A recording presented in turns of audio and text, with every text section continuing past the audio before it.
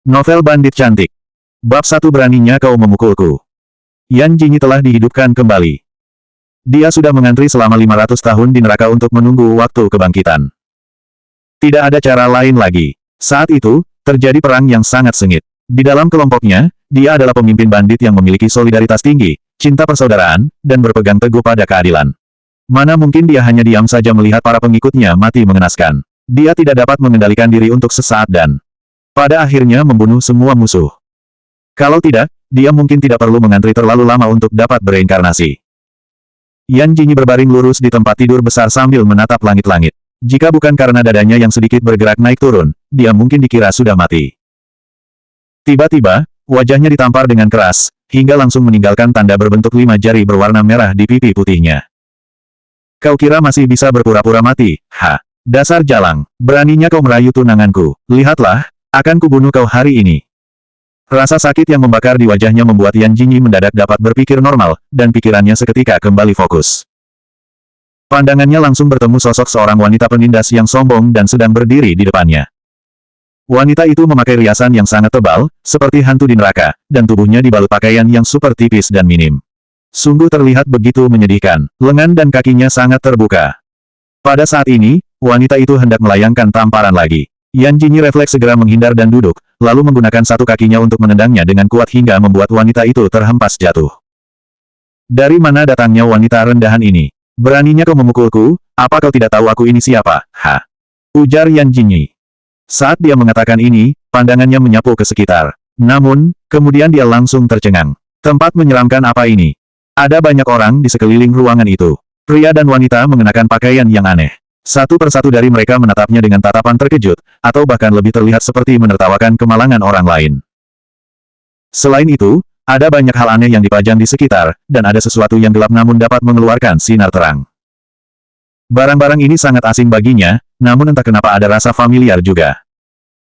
Yan Jinyi ingat kalau petugas di neraka mengatakan bahwa dia dibangkitkan kembali di dunia yang sedikit berbeda dari dunianya sebelumnya. Karena takut Yan Jinyi akan tidak terbiasa, mereka secara khusus membuatnya bereinkarnasi dalam tubuh orang lain. Jadi, Yan Jinyi masih mencerna memori di benaknya, namun wanita yang baru saja ditendang olehnya tiba-tiba bergegas menghampirinya dengan amarah yang memuncak. Melihat tamparan itu akan melayang lagi ke wajahnya, sorot mata Yan Jinyi pun berubah tajam. Dia mengulurkan tangan dan meraih lengan wanita itu. Alisnya yang cantik sedikit terangkat. Dia berujar dengan nada dingin. Mau cari mati. Cheng Luoxue tidak pernah berpikir bahwa Yan Jinyi, wanita lemah dan mudah ditipu, tiba-tiba menjadi orang yang berbeda. Dia tidak hanya menendangnya, tetapi juga mengancamnya. Cheng Luoxue benar-benar sangat marah dibuatnya. Yan Jinyi, kurasa kaulah yang cari mati. Sutradara Li, kau harus mengeluarkan pelacur murahan ini dari daftar para pemain hari ini juga. Jika tidak, aku tidak akan mau melanjutkan syuting drama ini. Orang-orang di sekitar bergegas mengerumuni Cheng Luoxue dan mencoba menenangkannya. Yan Jinyi mengernyit. Dia mencoba mencerna apa yang terjadi. Tampaknya dirinya sekarang adalah seorang artis. Sepertinya tempat ini adalah lokasi syuting drama bertema kerajaan. Dulu dirinya adalah pemimpin bandit daerah di benteng dinasti Song yang sangat agung, namun kini tidak ada lagi yang akan ketakutan saat mendengar namanya. Dia sekarang telah berubah menjadi aktris drama, jadi orang-orang ini bisa menamparnya saat sedang syuting tanpa memandang derajatnya yang sesungguhnya sedikitpun. Ini sungguh tidak masuk akal. Tapi, bukankah pemilik asli tubuh itu sudah menikah? Kondisi keluarga suami juga cukup baik, namun kini tiba-tiba jadi campur aduk seperti ini. Tampaknya pernikahannya tidak bahagia karena keluarga suaminya tidak mau mengakuinya sebagai menantu. Otaknya menyaring ingatan pemilik asli dari tubuh ini dengan cepat. Dia mendongak, dan matanya kembali menatap orang di depannya. Apakah kamu Cheng Luoxue? Cheng Luoxue masih mengancam sutradara. Namun, dia langsung tercengang begitu mendengar kata-kata ini, dan alisnya yang tajam tampak dipenuhi dengan keraguan. Apa kamu sakit? Apa kamu tidak tahu siapa aku? Aku tidak sakit. Kemudian dia terdiam sejenak, dan raut wajahnya berubah serius. Kau itu yang sakit. Raut wajah cantik Cheng Luoxue seketika menjadi jelek. Sutradara Li, tidak peduli seberapa cocok dia untuk memainkan peran ini, selama Yan Jinyi tetap menjadi bagian dalam drama ini, aku tidak akan pernah datang ke sini lagi. Sutradara Li tampak dalam kesulitan. Yan Jinyi direkomendasikan oleh seorang teman. Wanita itu memiliki kemampuan akting yang bagus. Sutradara Li awalnya begitu menghargai bakatnya, tapi sekarang. Cheng Luoxue sedikit mengangkat dagunya dengan arogan. Kenapa? Apa sutradara Li tidak berani mengadu pada Huo Sanxiao? Baiklah, kalau begitu, aku akan menelepon Sanxiao sekarang juga. Dari tanggal 15 Februari tahun 2020, koin yang sudah digunakan untuk membeli buku yang tidak terpilih akan dikembalikan dalam waktu 30 hari. Perlu diperhatikan fast pass yang sudah digunakan tidak bisa dikembalikan. Dua, mau apa kau kalau aku tidak mau minta maaf? Mendengar bahwa Cheng Ruoxue ingin menghubungi Huo Sanxiao, sutradara Li langsung tersenyum pahit dan berkata, Ruoxue, ini hanya masalah kecil. Mengapa harus mengganggu San Shao? 5. Huo Sanxiao adalah investor dalam drama mereka, sedangkan Cheng Ruoxue sekarang adalah pacar San Shao. Jika Cheng Ruoxue benar-benar mau mengadu pada pacarnya, nanti. Sutradara Li kebingungan. Dia menatap Yan Jingyi dengan begitu canggung. Jingyi, bagaimanapun juga, kamulah yang menendang Ruoxue duluan. Cepat minta maaflah pada Ruoxue. Aku yakin Ruoxue pasti tidak akan memperpanjang masalah ini. Yan Jingyi tidak peduli apakah wanita gila yang bernama Cheng Ruoxue ini akan memperpanjang masalah atau tidak, tapi wajahnya benar-benar ditampar. Untuk masalah seperti ini, dia harus turun tangan sendiri dan memperpanjang masalah ini. Kenapa aku harus minta maaf? Sutradara Li terkejut. Dia tidak menduga bahwa Yan Jingyi, yang biasanya selalu patuh, sejarang dapat menjawab seperti ini. Jingyi, bagaimanapun juga Ruoxue. Di ruangan itu, Cheng Ruoxue tiba-tiba berteriak manja dan melewati mereka dengan begitu cepat seperti hembusan angin. San Shao, seorang aktris tidak terkenal mengancamku dan menendangku saat aku sedang syuting. Sekarang perutku terasa sangat sakit, San Shao. Para kru mundur selangkah ketika melihat Huo Sanxiao datang. Terlebih lagi begitu mereka mendengar keluhan Cheng Ruoxue, mereka diam-diam berkeringat dingin membayangkan apa yang akan terjadi pada Yan Jingyi. Tamat sudah nasib Yan Jingyi. Siapa yang tidak tahu tentang Huo Sanxiao? Pria itu adalah pesolek terkenal yang berlidah tajam dan suka membalas dendam, bahkan atas keluhan sekecil apapun, meskipun dia tahu bahwa orang yang mengadu itulah yang salah. Tidak peduli berapa lama dia akan berhubungan dengan Cheng Ruoxue, setidaknya untuk saat ini dia masih pacar Huo Sanxiao. Huo Sanxiao, Tuan Muda Huo, atau bisa dipanggil Huo Zixing. Tak butuh waktu lama bagi Yan Jingyi untuk menemukan informasi tentang Huo Sanxiao yang sangat terkenal ini. Mengingat hubungan antara pemilik asli tubuh ini dengan pria itu, dia rasanya tidak bisa menahan diri untuk mengumpat. Huo Zixing kebetulan sedang berada di dekat lokasi syuting drama ketika dia menerima telepon dari manajer Cheng Ruoxue, jadi dia mampir untuk melihatnya. Cheng Ruoxue adalah gadis yang terlalu manja. Tetapi bagaimanapun juga, sejauh ini dia masih berstatus sebagai kekasih seorang Huo Sanxiao. Berani mencari-cari masalah pada orangnya sama saja dengan menginjak kepalanya. Bahkan, dia akan bertindak untuk penyalahgunaan kekuasaan. Ketika Huo Zixing mendengar keluhan kekasihnya ini, raut wajah tampannya berubah suram. Siapa yang berani menindasmu? Cheng Ruoxue berpura-pura semakin sedih. Dia mengangkat tangannya dan menunjuk ke arah Yan Jingyi, lalu mengadu dengan diiringi tangisan. Awalnya, itu adalah adegan di mana aku pergi untuk menemui Xiao San. Sesuai dengan adegan di dalam naskah, mau tak mau aku juga harus menamparnya. Padahal, aku tadi hanya menyentuh wajahnya dengan pelan, tapi ternyata dia malah menendangku. Setelah berbicara sampai sini, Cheng Ruoxue mencoba sekuat tenaga untuk mengeluarkan air matanya sambil menunjuk jejak sepatu Yan Jingyi di pakaiannya. San Shao, ini adalah pakaian yang kamu beri. Aku khusus mengenakannya dalam adegan ini. San Shao, wanita ini setiap hari bekerja denganku sangat tidak profesional. Begitu juga hari ini. Yan Jingyi mengangkat matanya dan melihat Cheng Ruoxue dengan dingin. Orang ini memang terlihat seperti manusia, tetapi tanpa disangka memiliki pikiran yang begitu busuk seperti setan. Apa katanya, hanya menyentuh wajahnya dengan pelan. Jadi, bekas tamparan berbentuk 5 jari di wajah Yan Jingyi ini dibuat oleh hantu. Huo Zixing cukup terpancing amarah melihat bekas tendangan di gaun yang dikenakan oleh Cheng Ruoxue. Kemudian dia mengangkat pandangannya dan menatap Yan Jingyi dengan sangat dingin. Gadis yang sangat cantik. Hah? Mengapa wanita ini terlihat sangat tidak asing? Di tengah keraguan Huo Zixing, Cheng Ruoxue mulai menghasutnya dan membuat masalah. San Shao, tidak masalah diperlakukan wanita ini seperti ini. Tapi, dia juga tidak menghormatimu. Sutradara Li menyuruhnya untuk minta maaf karena aku adalah kekasihmu, namun gadis ini malah menolak. Huo Zixing sudah tidak terlalu memikirkan wajah Yan Jingyi yang tidak asing baginya. Ia tidak bisa mengingatnya lagi. Huo Sanxiao adalah pria tampan yang sangat dihormati dan begitu terkenal di Senjing. Siapapun yang melihatnya tidak akan bisa mengalihkan pandangan dan berbicara dengan lancar karena sangat terpesona padanya. Sedangkan gadis ini melihatnya saja tidak. Huo Zixing menunjuk pada Yan Jingyi dan berujar dengan nada penuh ketidaksabaran. Dari kecil, aku tidak pernah mau memukul seorang wanita. Kau, cepat minta maaf. Yang benar saja. Nada bicara bocah bau kencur ini keras sekali. Berani-beraninya bocah ini menyuruhnya minta maaf. Yan Jingyi bersedekap penuh keangkuhan dan membuang napas penuh penghinaan, lalu berujar dengan arogan, kalau aku tidak mau minta maaf, kau mau apa? Wanita ini cukup sombong juga. Huo Zixing menatap wajah cantik Yan Jinyi dan mengerutkan alisnya yang tampan. Dia benar-benar membenci wanita yang merasa benar sendiri. Tidak apa-apa jika kamu tidak mau minta maaf. Aku memiliki cara lain untuk membuatmu meminta maaf. Bab 3. Kalau aku menjadi bandit, akan kuhajar kau. Semua anggota keluarga Huo memiliki pengawal pribadi masing-masing. Cheng Luoxue tahu bahwa Huo Zixing pasti akan mengatasi masalah dengan melakukan kekerasan. Dia tampak sangat senang melihat penderitaan Yan Jinyi. Hatinya merasa sangat puas. Lihatlah, San Cao benar-benar peduli padaku. Gumam Cheng Luoxue dalam hati. Huo Zixing melambaikan tangannya, dan dua pengawal bertubuh tinggi di belakangnya sudah berjalan menuju Yan Jinyi. Orang-orang di tempat ini memalingkan wajah mereka karena takut melihat adegan berdarah-darah yang akan terjadi. Namun, setelah menunggu lama, mereka tidak kunjung mendengar jeritan kesakitan dari Yan Jinyi, dan yang terjadi malah. Tanpa pikir panjang, Yan Jinyi langsung mengambil sapu dan mengibaskannya ke tubuh Huo Zixing tanpa mengucapkan sepatah kata pun. Tidak ada yang menyangka kalau Yan Jinyi berani memukul Huo Zixing, termasuk Huo Zixing sendiri.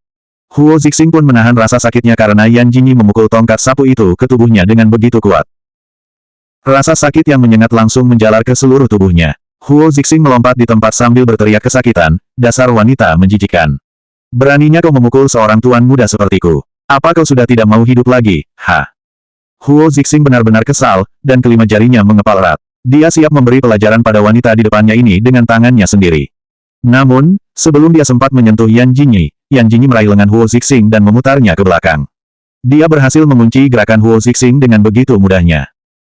Kau, beraninya kau melakukan hal ini pada tuan muda ketiga dari keluarga Huo. Huo Zi tidak bisa bergerak. Dia merasa terhina, dan wajahnya yang tampan memerah karena amarahnya memuncak.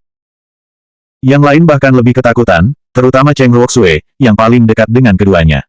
Dia menyaksikan insiden itu dari dekat, dan suara keras tongkat sapu yang memukul tubuh Huo Sanxiao masih bergema di telinganya. Kalau aku seorang bandit, kau akan kuhajar sampai babak belur. Kemampuan seperti itu saja kau pamerkan dengan begitu percaya diri. Apa kau tak tahu malu? Bukankah kau hanya tahu cara mengandalkan kekuatan orang lain untuk menyalahgunakan kekuasaan? Sayangnya, kau pasti tidak akan mampu bertarung mengalahkan seorang kaisar sepertiku, ya kan? Pulanglah, aku akan mengajarimu seperti kakak kandungmu sendiri. Huo Zixing sangat ingin mencincang-cincang tubuh Yan Jinyi hingga tak bersisa, tapi tiba-tiba dia tertegun mendengar ucapannya ini. Bertindak sebagai kakaknya. Kakaknya. Tunggu, apakah wanita ini adalah Yan Jinyi? Sial. Hanya saja, meskipun dia merasa sangat tidak asing, mana mungkin wanita ini adalah Yan Jinyi, kakak ipar keduanya yang sama sekali tidak dianggap keberadaannya dalam keluarga Huo. Kapan Yan Jinyi menjadi begitu cantik dan memiliki keterampilan berkelahi yang sangat hebat seperti barusan? Huo Zixing masih terkejut, bahkan raut muka semua orang-orang di sekitar sana langsung memucat karena tindakan tak terduga yang dilakukan Yan Jinyi. Mereka berusaha tidak terlihat menonjol karena takut orang yang tidak bersalah akan kena imbasnya juga. Gila-gila, Yan Jinyi benar-benar sudah gila. Bisa-bisanya dia memukul San Cao. Masuk ke mobil. Yan Jinyi menegurnya dengan keras, lalu berjalan duluan. Dia membuka pintu dan duduk di dalam mobil, mengabaikan Cheng Luoxue dan yang lainnya yang saat ini sedang menatapnya dengan gemetar. Mereka hanya bisa menunggu dalam diam dan tidak berani bergerak sedikit pun. Mereka akan membereskannya lain kali saja. Huo Zixing tercengang melihat aura yang mengintimidasi dan sangat kuat keluar dari tubuh Yan Jinyi. Dia mengikuti kakak iparnya itu masuk ke dalam mobil dengan tampang bodoh. Pikiran Huo Zixing masih sangat kacau, jadi dia menurut begitu saja, seperti anak bodoh. Sementara itu, Yan Jinyi diam-diam mulai mengamati bagian dalam mobil mewah yang mereka tumpangi. Ini adalah alat yang unik, namun secara umum digunakan dalam era waktu saat ini. Kualitasnya cukup bagus dan bahkan jauh lebih cepat dari kemampuan larinya. Sebenarnya, dia juga cukup tercengang. Dia masih merasa bahwa dirinya adalah nenek moyang yang hidup ratusan tahun yang lalu. Kala itu, dia menghabiskan 20 tahun usianya untuk mengemban kekuasaan dan jabatan yang tinggi, yaitu sebagai pemimpin bandit. Dia membunuh siapapun yang tidak sesuai kehendaknya. Bahkan, dalam dirinya masih ada jiwa seorang bandit yang memiliki misi pengejaran yang tak terhitung jumlahnya. Tetapi begitu berada di kehidupan ini, dia malah terlahir sebagai seorang wanita yang sudah menikah.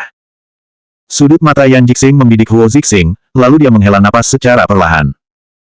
Bagaimanapun juga, dia dan timnya telah mengantri selama 500 tahun untuk mendapatkan kesempatan bereinkarnasi.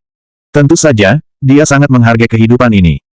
Cepat atau lambat, seorang pria pengecut seperti Huo Zixing pasti akan mengadu pada keluarga Huo. Setidaknya, Yan Jinyi sekarang masih berstatus sebagai istri dari tuan muda kedua keluarga Huo. Demi kehidupan yang makmur dan kaya di masa depan, dia juga harus menggenggam erat bocah ingusan ini dan memanfaatkannya. Saat mobil masih melaju menuju villa mewah yang sangat besar milik keluarga Huo, Huo Zixing tiba-tiba tersadar kembali, dan pikirannya kembali bekerja normal. Dia baru sadar kalau baru saja dipukuli. Dia dipukuli. Seorang Huo Zixing, yang telah hidup selama 27 tahun, dipukuli oleh seorang wanita. Sial. Yan Jinyi, apa kau kira dirimu bisa menindas orang lain atas nama keluarga Huo saat tidak ada kakak kedua? Kuberitahu kau, itu tidak mungkin. Bahkan meskipun kakak laki-laki keduaku sedang tidak ada di rumah keluarga Huo, kau tetap tidak boleh menyalahgunakan kekuasaan. Cepat bersujud minta maaf padaku. 3 kali. Reaksi bocah ini benar-benar sangat lambat. Yang Jinyi hanya tersenyum menghina. Dia mengabaikan Huo Zixing begitu saja, kemudian mendorong pintu dan turun dari mobil. Melihat sikapnya ini membuat Huo Zixing menjadi lebih kesal lagi. Namun, begitu dia hendak berbicara lagi, dia melihat Yan Jinyi mencabut cabang rumput-rumput hias yang digunakan untuk memagari tanaman dan bunga-bunga yang merambat di halaman. Mengingat tongkat sapu yang mengenai punggungnya tadi, entah kenapa sakit itu terasa lagi. Apakah kamu ingin aku minta maaf? Yan Jinyi mengambil cabang rumput itu dan mengetuk-ngetukkan akarnya yang dipenuhi tanah. Dia mengangkat alisnya dengan santai sambil tersenyum licik, bahkan suaranya terdengar main-main. Huo Zixing diam-diam menelan ludah dan gemetar ketakutan. Seketika, dia sangat panik. 4 menghalanginya mendapatkan selingkuhan yang lebih baik.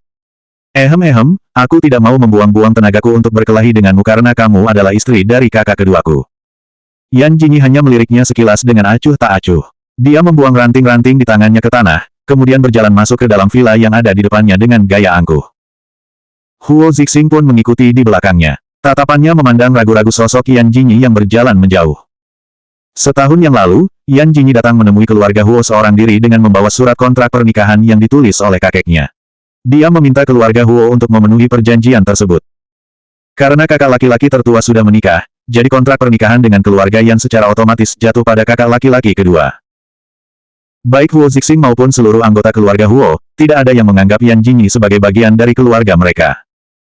Yan Jinyi selama ini selalu menyendiri. Setiap kali pulang ke rumah, dia selalu menundukkan kepalanya, tidak berani menatap orang-orang di rumah. Bahkan, saat mau makan pun, dia akan menunggu sampai semua orang selesai makan, dan setelahnya baru dia mengendap-endap masuk ke dapur seperti pencuri. Kabarnya, dia telah berkecimpung di industri hiburan selama 3 tahun, namun sampai sekarang dia hanya menjadi aktris pendukung yang memainkan peran kecil. Karena tidak pernah melihat wajahnya, Huo Zixing selalu mengira bahwa Yan Jinyi berparas sangat jelek. Dia sungguh tidak menyangka kalau ternyata wanita ini cantik sekali. Terutama kulitnya yang sebening air. Tapi, Huo Zixing baru tahu kalau Yan Jinyi ternyata memiliki kemampuan berkelahi yang cukup hebat. Apakah karena wanita itu telah diabaikan oleh kakak kedua untuk waktu yang lama, sehingga iblis kecil yang tumbuh di hatinya mulai bertindak dan menunjukkan sifat aslinya ke keluarganya? Apa kau memiliki kaki yang patah? Atau kakimu yang terlalu pendek? Orang-orang yang cacat saja dapat merangkak ke sini lebih cepat darimu. Suara Yan Jinyi kembali terdengar dan mengganggu lamunannya. Huo Zixing mengusap hidungnya dan ingin menjawab beberapa patah kata. Tetapi, bagian tubuhnya yang barusan dipukul Yan Jinyi dengan gagang sapu mulai terasa sedikit sakit lagi. Wanita ini benar-benar sungguh sialan. Keadaan di dalam villa keluarga Huo begitu sunyi.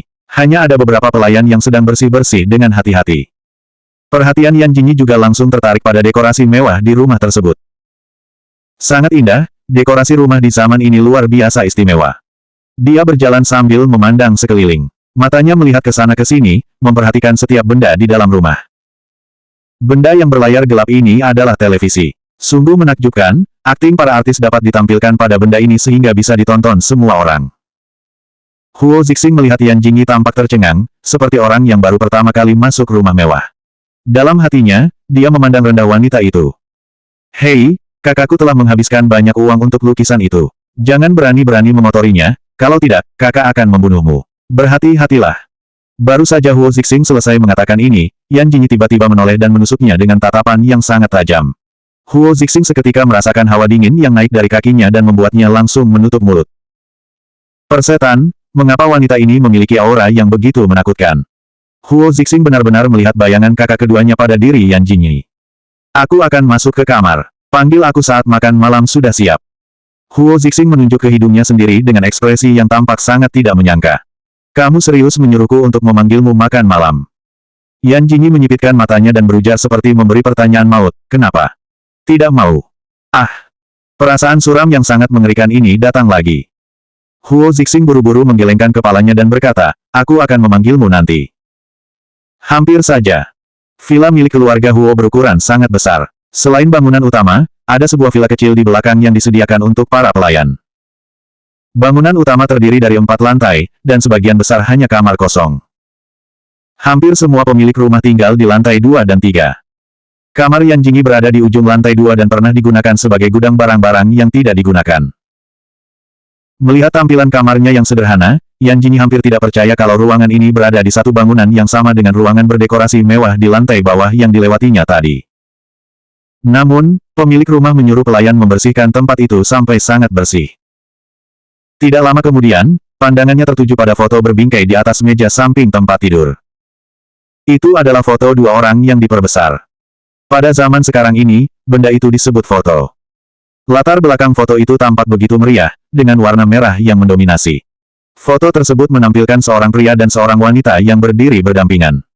Gadis muda itu sangat mempesona, dengan kecantikan alami tanpa riasan apapun. Senyuman manis muncul di wajahnya yang malu-malu. Gadis itu adalah dirinya, Yan Jingyi. Tepatnya, wanita di foto itu adalah pemilik asli tubuh ini. Di sampingnya, ada seorang pria dengan wajah muram. Fitur wajah pria itu sangat tampan. Bibirnya yang tipis ditekan rapat, tidak menampilkan senyuman sama sekali. Bahkan lebih terlihat seperti jijik dan ingin segera pergi dari sana. Di kehidupan Yan Jingyi 500 tahun yang lalu, ada seorang tuan tanah yang terkaya di dunia dan terkenal memiliki paras yang benar-benar tampan. Tetapi, pria di foto tersebut bahkan lebih tampan daripada tuan tanah itu. Pria tampan ini adalah suami yang tak pernah menganggapnya sebagai istri, anak kedua dari keluarga Huo, serta direktur utama yang mengendalikan perusahaan Huo, Huo Zixin. Dalam ingatan pemilik asli tubuh ini, setelah mendapatkan buku nikah dengannya, Huo Zixin pergi ke negara M untuk mempersiapkan perusahaan baru. Namun setelah itu, dia tidak pernah kembali lagi. Tidak masalah meski pria itu tidak ada di sini, justru tidak akan ada yang menghalanginya dalam menemukan cinta serta keluarga yang baru. 5. Dia bukan anakku. Huo Zixin benar-benar calon suami terbaik di benak ribuan wanita. Dia kaya, sangat berkuasa, dan memiliki paras yang sangat tampan. Tidak heran kalau pemilik asli tubuh ini sangat ingin menikah dengannya. Sayangnya, sampai sekarang Yun Jingyi hanya bisa ingat sekilas tentang laki-laki itu, tepatnya ketika berada di biro urusan sipil untuk mendaftarkan pernikahan waktu itu. Yan Jingyi masih sibuk memilah-milah pikirannya, dan di saat bersamaan, terdengar suara ketukan pintu kamarnya. Begitu pintu terbuka, tatapannya langsung menangkap wajah jahat Huo Zixing di hadapannya. Pada saat ini, raut muka Huo Zixing tampak sangat tidak senang, lalu dia mendesak dengan nada suara sangat kesal. Sudah waktunya makan, cepatlah. Yan Jingyi tidak langsung menjawab, namun jarinya menunjuk dirinya sendiri. Siapa aku? Wanita ini benar-benar sakit. Bagaimana bisa tidak tahu siapa dirinya sendiri? Aku sedang bertanya padamu. Cepat jawab. Yan Jingyi tiba-tiba membentaknya dengan keras, hingga membuat Huo Zixin terbata-bata menanggapinya. Yan Jingyi. Atau, istri kakak kedua. Meskipun kakak kedua tidak mengakuinya. Yan Jingyi tentu tidak melewatkan sorot mengejek yang terlintas di mata Huo Zixin, dan senyuman dingin muncul dari sudut mulutnya. Bagaimanapun, seorang putra keluarga konglomerat yang paling tersohor harus memiliki standar etika dan norma perilaku dalam bermasyarakat. Kedepannya, ingatlah untuk memanggilku kakak ipar. Setelah itu, Yan Jingyi menarik kembali pandangannya dan berjalan menuruni tangga. Huo Zixing masih berdiri di tempatnya. Dia seperti telah dikalahkan oleh kekuatan tak kasat mata milik Yan Jingyi lagi. Meja makan di ruang makan berukuran sangat besar dan dipenuhi berbagai macam makanan lezat.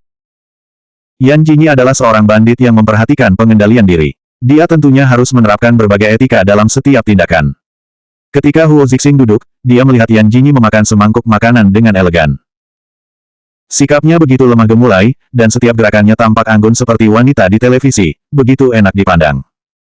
Hei, kemampuan seni bela dirimu sangat bagus, iya. Yan Jingyi tidak menanggapi ucapannya untuk waktu yang lama. Alis tampan Huo Zixing pun mengernyit. Dia merasa wanita ini terlalu sombong dan arogan. Aku sedang bertanya padamu, apa kau tidak dengar? Setelah selesai makan sup, Yan Jingyi mengambil serbet di samping meja untuk menyeka sudut mulutnya. Kemudian, dia baru menjawab dengan malas, ada etika di mana manusia tidak boleh berbicara saat makan agar tidak mempengaruhi pencernaan. Ada juga etika di mana manusia tidak boleh berkomunikasi dengan orang lain sebelum tidur agar tidak mempengaruhi kualitas tidurnya. Bukankah aku sedang mengajarimu pengetahuan umum dalam beretika? Begitu berbicara sampai ini, matanya menyapu Huo Zixing. Selain itu, aku adalah kakak iparmu, jadi memukulmu bukanlah hal yang melanggar hukum. Huo Zixing bergidik ngeri. Wanita yang terlalu agresif seperti itu tentunya tidak boleh tinggal di keluarga Huo dan menyakiti kakak keduanya. Huo Zixing diam-diam menyusun rencana untuk mengusir Yan Jinyi dari rumahnya. Kemudian, tiba-tiba terdengar suara teriakan wanita dari luar. Huo Zixing, yang sudah merasa sangat jengkel karena Yan Jinyi, langsung melemparkan sumpitnya ke atas meja begitu mendengarnya. Suara berisik ini semakin menambah rasa kesalnya. Siapa yang mau cari mati? Hah! Berani-beraninya datang ke rumah keluarga Huo sambil berteriak-teriak. Kepala pelayan bergegas datang dan memandang Huo Zixing dengan cemas. Tuan muda, ada seorang wanita di luar yang mengaku sedang mengandung anak Anda dan meminta Anda untuk bertanggung jawab atas anaknya. Jika tidak. Wajah Huo Zixing memucat. Jika tidak, kenapa? Jika tidak, wanita itu akan menyebarkan masalah ini ke media. Yang benar saja. Yan Jinyi menyesap jus, lalu tangannya bersedekap di depan dada sambil menyandarkan tubuhnya ke bagian belakang kursi. Sepertinya Huo Sanxiao tuan muda ketiga kita ini terlalu memikirkan keluarga, makanya dia memberikan keturunan begitu cepat. Bukannya membantu, kenapa wanita jahat ini malah sangat suka memperburuk keadaan. Huo Zixing mengeluarkan suara dari sela-sela gertakan giginya, menahan amarah yang meluap-luap. Itu bukan anakku. Entah itu anakmu atau tidak, bukankah kita harus melihat orangnya dulu untuk mengetahui jawabannya. Kemudian Yan Jinyi bangkit dari sofa. Paman Zhang, bawa masuk calon adik iparku. Yan Yi. Yan Jinyi mengabaikan Huo Zixing. Sorot matanya perlahan-lahan menjadi semakin dingin. Dia memandang kepala pelayan, yang berdiri di pintu dengan bingung, harus menuruti perkataannya atau perkataan Huo Zixing. Tampaknya perintah menantu dari tuan muda kedua keluarga Huo sama sekali tidak penting. Yan Jinyi, apa maksudmu? Wanita itu jelas-jelas sedang berusaha menipu untuk mendapatkan uang dariku. Seorang tuan muda sepertiku mana mungkin menabur benih ke sembarang wanita di luar sana. Mungkinkah kamu seperti itu? Yan Jinyi bertanya balik. Huo Zixing merasa dirinya dipermalukan. Wanita yang datang itu adalah seorang model, bertubuh tinggi dan seksi. Ketika melihat Huo Zixing, dia langsung menangis sedih, seolah masa depannya telah hancur. San Sao, aku tahu bahwa keluarga kayamu itu memandang rendah wanita dengan status sepertiku, tetapi anak dalam kandunganku ini tidak bersalah. Para pelayan itu bahkan mau bersikap kasar padaku. Selanjutnya bab 6 mungkinkah kamu hamil anak babi?